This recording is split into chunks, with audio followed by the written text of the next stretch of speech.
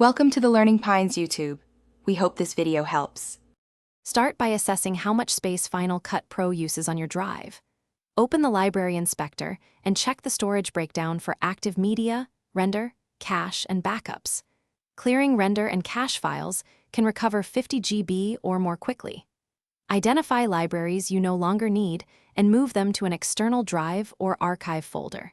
Deleting unused libraries and moving archives can free tens of gigabytes. Review last modified dates and value the projects before you delete anything permanently.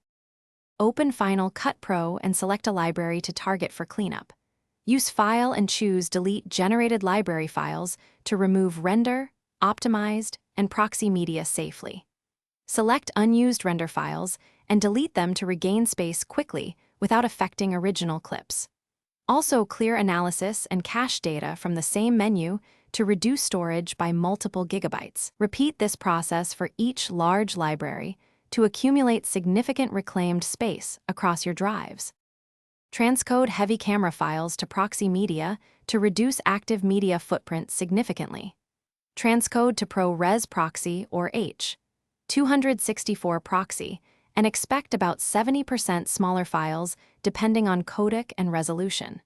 Move complete libraries to an external SSD with 1 TB or larger capacity to keep your system drive responsive. Set Final Cut preferences to store media externally and limit backup lifespan to 30 days to prevent indefinite growth.